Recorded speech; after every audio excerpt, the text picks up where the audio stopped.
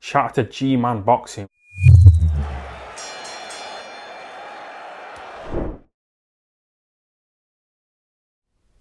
Alright, so last week I did a thing called Midweek Review. And people quite liked it. And they said, I enjoy that, kind of just talking about little bits of everything. So I said, tomorrow is Wednesday, midweek. So why not do it tonight to get it out tomorrow? And we'll do midweek review. So I guess kind of what I do in these is it's kind of like more sort of preview the cards that are happening. Because obviously when I review the week on a Sunday and I upload it on a Monday, the cards have already happened. So, I can give my thoughts on the cards after the fact, but I don't really get a chance to preview them. So what I'm going to do is I'm going to preview a couple of the cards. I'm going to talk about some recent news that's come up in the last few days. They're not going to be as long, but we'll press on. So I've just recently finished, just literally in the last 5 minutes, recording a video about my prediction for Joseph Parker Chisora. Why not start with that card and have a look-see at it? Now, obviously this card is on the Zone, doing a live watch-along for it. That was fun last week. Long. I wasn't expecting to be talking for nearly 3 hours. But we'll look at the card in the nutshell. There has been some tweaks on this card, it has to be said. Obviously a fight that I was just like, kind of, what? When it was announced, which was on the undercard, which was Buatsi versus Vlasov. I was like, really? In a good way. I was like, that's a brilliant fight. Such a great chance to see where Buatsi is. I'm disappointed it's not happening. And I'm even more disappointed, that it's not been rescheduled. That's a real kind of, because alright, if you're injured, that's fine, but there's not even any mention of it being rescheduled. And I really would have liked to have seen that fight. I genuinely, hand on heart, I think it was too soon for Buatsi.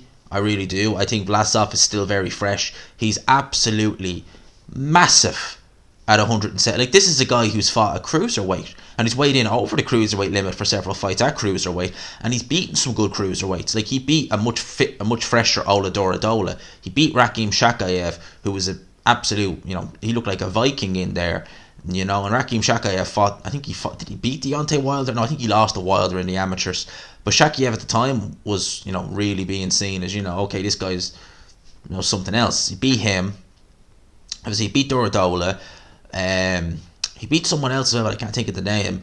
Then he lost to Glowacki on points, but he done some very good work at cruiserweight. So for him to come down to 175 pounds, beat Joe Smith Jr., as many people feel, and in the next fight to be going in against Buatsi, that might have been biting too much off. It might have been. And Vlasov has always shown a good chin, has to be said. Always shown a particularly decent chin. So I'm disappointed we're not seeing that fight, because believe me, if Buatsi got through him, boy, we got something special on our hands there. We really do, because you're essentially saying he's ready for the world champions then, because Vlasov arguably should be a world champion. So disappointed, going on about that fight, but disappointed that we're not seeing it. But we have some other fights on this card. Alan Babic was only announced the other day. Like, literally, I previewed this card like a weeks ago, and Babic wasn't on it. So they've only just announced him as being on the card, Alan Babic. He's fighting TBA, so he's not going to be in there with anyone good. I wonder, I don't really understand why. Like, they put him, like, don't get me wrong, I like Alan Babic, I like watching him fight, I'll always tune in to watch him fight, but I really did think we were seeing the next time out he'd be in kind of a bit of a step up. I don't really know what kind of step up you're going to get on 5 days notice. You're not going to get much of a step up, to be honest with you, so I'd imagine that they're going to get someone, probably someone like, I don't want, maybe Sakalowski, but maybe not, but Sakalowski be interesting actually to see against Babic if he could go the distance, because Sakalowski might cause him some problems there, but I can't see him putting him in there with anyone. I think that's going to be a kind of blowover. Sandy Ryan's on this card. She recently turned pro. Fight Camp was when I think she turned pro, and I think she was out in Italy. I think it was Italy on one of them cards back in October. So she's only 2-0. We'll see how she goes. Very, very interested about this one. David Nieka. Alright, now he's a cruiserweight from New Zealand. He's 6'5". He's fighting a guy called Anthony Carpin. He's only 5'6" But this is Nieka's second pro fight. I seen him on the undercard of Parker versus Fa. And although the guy he was fighting really didn't want to be there, and he went down fairly innocuously in the first round, nevertheless, I saw enough of Nieka to be impressed. Now, I've seen Nieka in the amateurs as well, and I was disappointed with him in the Olympics because I think he won bronze. But I didn't think he'd win gold, but I did think he would do better than bronze, to be honest with you. I thought he'd do better than that now, to be honest, because he is a good fighter. He's big at the weight. He's like 6'5". So it's going to be interesting. I'm going to look at David Nieka's fight and see if there are any improvements there. Because I'm very keen to see how his career goes. I think he could be a problem in a couple of years. Well, maybe not even. Maybe in a year or two for most cruiserweights, because he is a good fighter. He is, and I'll be watching him. I'll definitely be keeping my eye. David Nieka. I will look. He'd probably be on the before the bell rounds of the zone, but definitely keep an eye on him. And another person I'll be keeping an eye on in 2022 is Rihanna Dixon. Now, she was very unlucky not to be out on the Liverpool card, which was the Smith Fowler card. I think there was issues with an opponent. They couldn't get an opponent for her or something like that. Now, Rihanna Dixon has been a bit unlucky in her pro career. She had 2 fights in 2019, didn't do diddly squat in 2020, and had 1 fight there, I think back in September or August, or maybe it was even before that. Maybe it was even it was September or August, I think it was, when she fought. But she looks very talented. Not a devastating puncher, it has to be said. She's in the lightweight division. There's some sharks there at world level. You know, and I don't mean Katie Taylor. I mean even people who are chapping at the bit to come up to that weight, like Baumgardner. You know, Elise Baumgardner. I just calling her Alice. It's not Alice. It's Elise or Alicia Baumgardner. I got her last name right. I've done that much anyway. But there's some sharks there at world level. I will say that. But she's looked pretty good in some of her fights. She's in there with TBA, so I'd imagine this is just a run out. But in 2022. If she's with Eddie Hearn, then I expect to see her in some good fights in 2022. And I think she's trained by Anthony Crawler, which is a good move because, you know, in that Joe Gallagher gym, you know, I don't know if Anthony Crawler's gym is still with Joe Gallagher, or if he's in that gym, but I mean, like, if you had a choice between Crawler or Gallagher, I know who I'd be taking. Because Joe Gallagher is kind of like, you speak too clearly for me. I like my fighters to sound like... Oh, you're struggling to speak. You won't be able to speak when the time I'm finished with you. That's Joe Gallagher. So, yeah, I'll be keeping a good eye on Rihanna Dixon, see how she gets on. So she's a good little fighter as well. Cyrus Patterson is on this card. He must have only recently been announced. Cyrus Patterson was a good amateur.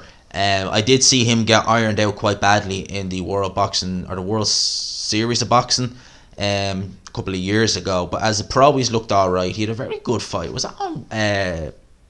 on a Spain show, I think it was. Not the most recent one before that. I think it was when Leharaga fought that French guy. And he was in a fairly tough fight, it had to be said. But he won it, but he had a few issues in that fight. So Cyrus Patterson's entertaining. Jordan Thompson is a cruiserweight. I seen him. Was he out on the Chantel Cameron card? And he looks alright. He looks a good shout. Brings a lot of fans as well. So I've seen him. He had I think he was out of the ring for nearly 2 years because of the situation. But he's back now with Eddie Hearn, and be interesting to see him now. I think he's going to need a little bit more time. Just the fact that he was out for so long. But I'll be keeping an eye on him. Then we get to the main card, which is Zelfa Barrett versus Bruno Tamero. Now, Zelfa Barrett beat Kiko Martinez. I should say, beat Kiko Martinez at the start of this year. Kiko Martinez gone on to become a world champion. Zelfa Barrett is about European level, I think, now at this stage in the super featherweight division. Some of his fights have gone a little bit trickier than maybe they should have. Like specifically that Eric Donovan fight. I mean, that went 7 rounds. He was getting outboxed by Donovan for parts in that fight. Realistically, Zelfa Barrett should have got rid of him pretty quickly and pretty swiftly, because it was a massive size difference. You know, Donovan can't punch, so Barrett should have really got rid of him a lot quicker. I think that Barrett, I don't want to say is there demons of that Ronnie, what was his name, Ronnie Clark loss. If there's still demons there, I don't know. Does he still maybe kind of, has he found his ceiling? I don't know.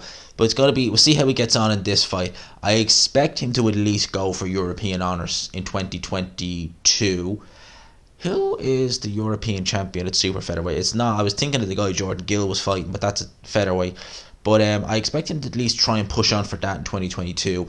although you can dispute the win over Kiko Martinez, it's a win nonetheless against the current champion, so that would give him a little bit of a lift in confidence, even though it was very close and competitive, and the scorecards were absolute BS in that fight. They really were.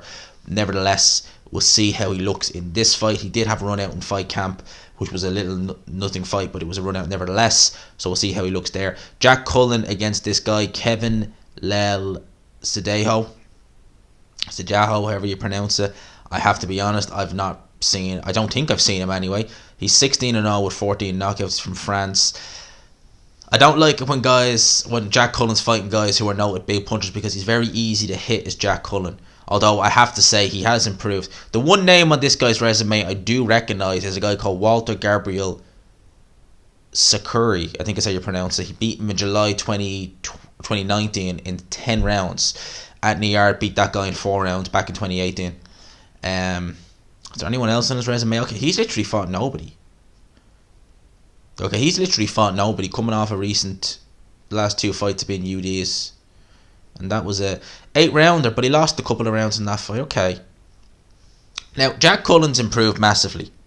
Since the Felix Cash loss, he really has. He got that win over John Doherty, where he had a rough start to that fight, but he really, I thought I was going to sneeze there. That's why I kind of paused. I was thinking I'm going to have to reset this video. That's why I kind of paused a little bit there. But he had a rough start to that fight, but came through it.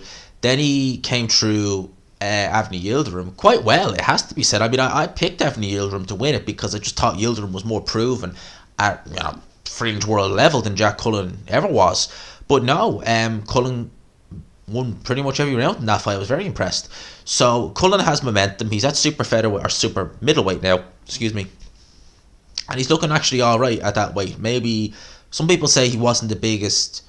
He's not the biggest at that weight, but maybe he was just struggling too much at middleweight, and maybe now we're seeing that he's got a bit more energy, he's a bit more rejuvenated, because he's been looking a lot better. This is for a European title, so it's crazy to think that he lost to Felix Cash, and Felix Cash has done he's won a British title, he beat Denzel Bentley and got a Commonwealth, but he's really done zilch. Has Cash, he's never pushed on, whereas Cullen lost that fight. He was game, but he lost. He's fighting for a European title now. And Eddie Hearn is still pushing him. He's a big ticket seller, it has to be said. The little lever's meat cleaver. So I suspect that has a lot to do with it.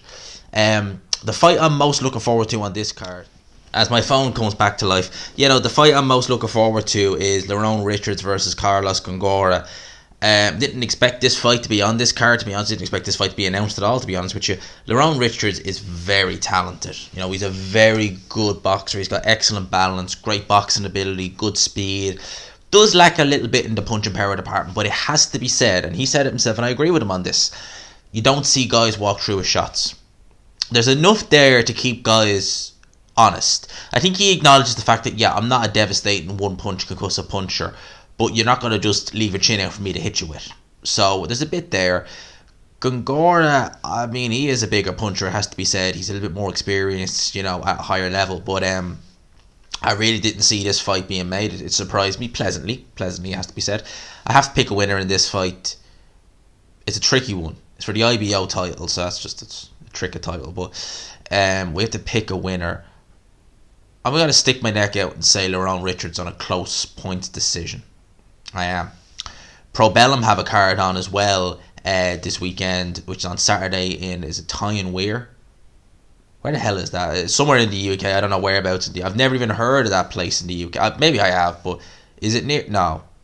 Yes. Yeah, so is that near Middlesbrough? I think. Oh, no, never mind. Maybe I'm 100% off. But yes, Lewis Ritson makes a return against a Mexican opponent who I had his box rec open here. Now it's gone. Now it escapes on me.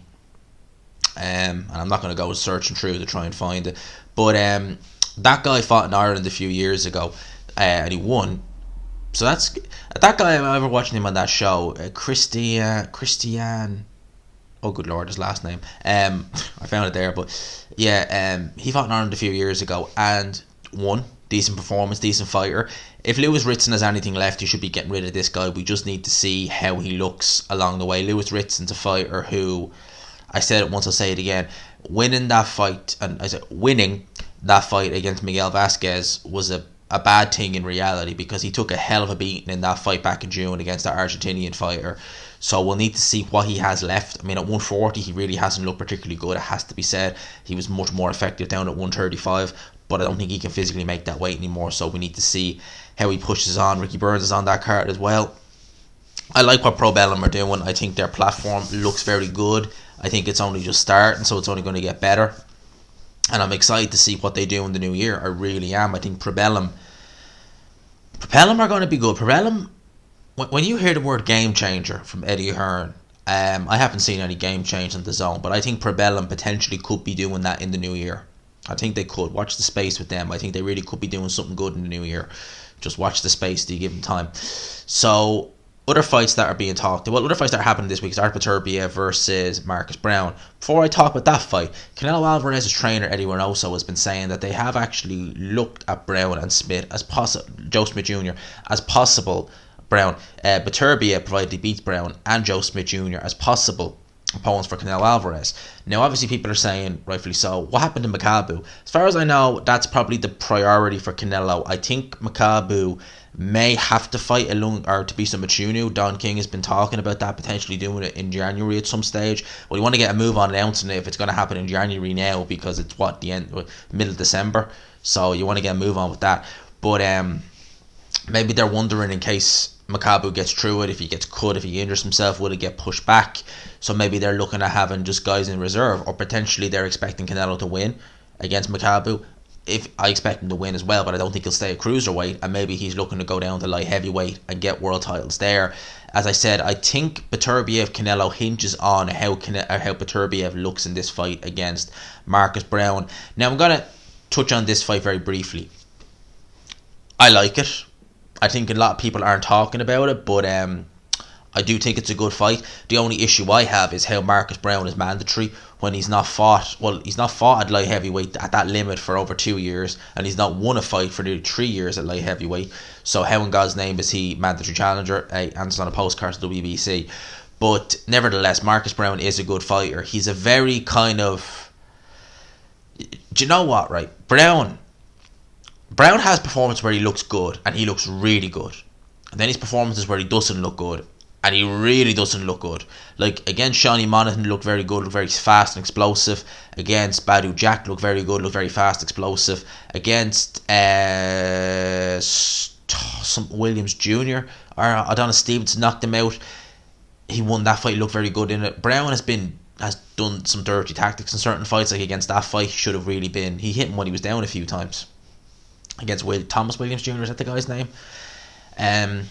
So Brown has looked good, looked fast, but he's always been very, almost panicky when punches come at him. He doesn't seem to want to get hit. And when he has been hit in several fights, he's been down. Benched Jean Pascal in a fight when he lost. I forget the guy's name now, but Artur Beterbiev fought him and went through him in a couple of rounds a couple of years ago, and he had a 8-rounder with Joe. I can't remember the guy's name, but he had a 8-rounder, I should say, with Marcus Brown, and he had Brown down once in the fight, and for my money he won the fight. That was a couple of years, I think that was 17 or 16. But Brown has been quite inactive. He is still fast, he is a good long range boxer, he has a bit of pop, and Beterbiev didn't look amazing in his last fight. He's been riddled with injuries throughout his career. It's really derailed his career. That and promotional issues with Yvonne Michelle has really taken what I think should be a better... Now, not to say he's had a bad career. He's, undefeated world champion with, unified world champion with 100% KO ratio. He's doing well. But I think Beterbiev could have done a lot better. I think at this stage now, he's the wrong side of 30. Yes, he lives a very clean life. But will the injuries start to catch up on him? And furthermore, will the weight start to catch up with him? This is a man who fought at heavyweight as an amateur, fought Alexander Usyk, knocked out in one round Yurniel Dorticos as an amateur. Yurniel Dorticos is a cruiserweight. I wonder, is the body now at this stage just too big for the weight? 175. I wonder, is it? And I think if he looks bad in this fight, we may see strong talk. If he wins it but looks bad winning it, we may see strong talk of Canelo versus Beterbiev next, potentially anyway. So we'll watch and see how Beterbiev does. He should beat Marcus Brown. He should. I think he'll stop him. I think he'll stop Brown. I don't think Brown's chin will hold up to... Well, if it can't hold up to Jean Pascal, and yes, you can say whatever you want to say, he was probably juiced up to the eyeball, probably was, but nevertheless, he was never known as a devastating puncher anyway, and Beterbeiv is. Beterbeiv will hurt you with them shots, so we have to remember that. Obviously, Benn, we've seen him in the recent days, subsequently since the win over Algieri, call it for Adrian Broner. I wonder how much money they'd have to put up to get Adrian Broner to fight Benn. I wouldn't like to see it, as I think I said it already. Broner is just washed. He's washed. It's a great name to have on your scalp, to have on your resume, a 4-division world champion. But Broner hasn't been right since that Maidana loss. That was in 2013. It's now 2021 going to 2022. So it's a long time since Broner's really been properly relevant. And I'd like to see Benn push on, yeah, but I think Avanesian or Hooker are the fights I'd like to see him, not Adrian Broner. Personally, what else do we have? Oh, yes, we have Tyron Woodley versus Jake Paul, the rematch, people. The rematch this weekend. I'm going to have to say, I was looking forward to him and Tommy Fury. It was just such an intriguing fight to me. I don't know why. It was just such an intriguing little fight that I'm just kind of a bit, I'm just kind of a bit down that fight's not happening. I was just so intrigued for it. Will they do it in the new year? I honestly don't know. I honestly don't know if that fight might be gone. Against Woodley, short notice, Paul will probably win this fight. I would imagine Jake Paul win this fight. Interestingly, one thing I'm very interested at here is Vladimir Klitschko is back sparring at age 45. He's been doing that for a few years now, isn't he?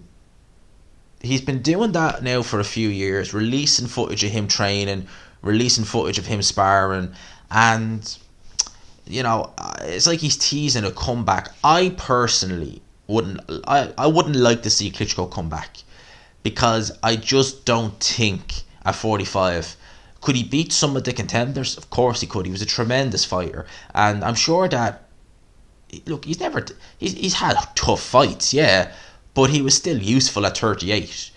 But at 45 now, with the way the heavyweight division is now, I'm sure he could beat some contenders. I'm sure he could. But to have a serious run coming back, I don't know about that.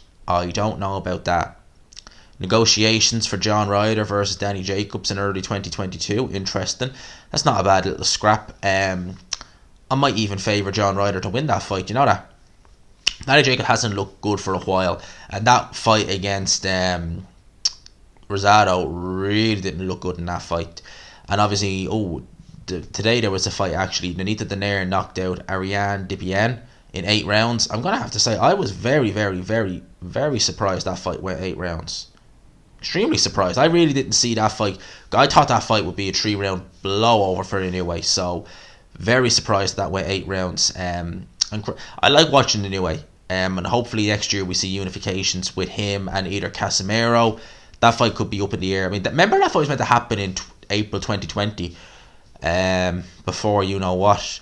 So maybe they'll get that fight rearranged. I don't know. I'd love to see him and Donaire in a rematch, because that first fight was brilliant, and I wonder if the second fight would be just as good. Josh Taylor obviously isn't too pleased about not being, even nominated for BBC Sports Personality of the Year. At the end of the day,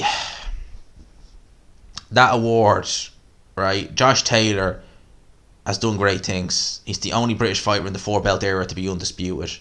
One of the best fighters in the world, pound for pound. I agree with everything Josh Taylor speaks about. When you see him speak on Twitter, I agree with everything he says. Everything. But when it comes to these sports personality of the years, I mean, they want the people who just go along with everything. I mean, look, I agree with Josh Taylor, but if you speak your mind, they're not going to nominate you for any of them. They don't want that. That's just the way it is. But as Josh Taylor, look, I would, personally, I wouldn't give 2 Fs about that BBC Sports Personality of the Year thing, to be honest with you. But I suppose Josh Taylor was just looking at it in a sense of, look what I've done, not even be considered for it, in the ring. And that, realistically, that's what I think it should be. It should be what you did in your respective sport, not what you stand for. That's what I think it should be anyway. I mean, just maybe I'm a million miles off, but that's what I think it should be. And I think Josh Taylor's done great things in the sport of boxing, and you know, I agree with everything he says, by the way. If you ever see Josh Taylor on Twitter and what he says, people know my stance. They know I agree with him 100%. 100%. Absolutely. I credit him for speaking out. Many people wouldn't. So that's my thoughts on that. That's pretty much it. Midweek report. Let me know what you guys think in the comment section below. I hope you enjoyed the video. If you did, if you could, lads and lassies, smash the like button. Subscribe if you haven't already. You know, hit the notification bell. Help your boy out. We get into 6k. We're not far off. Let's go. Let's see if we can do it before New Year. For now, lads and lassies, I'll talk to you. Peace.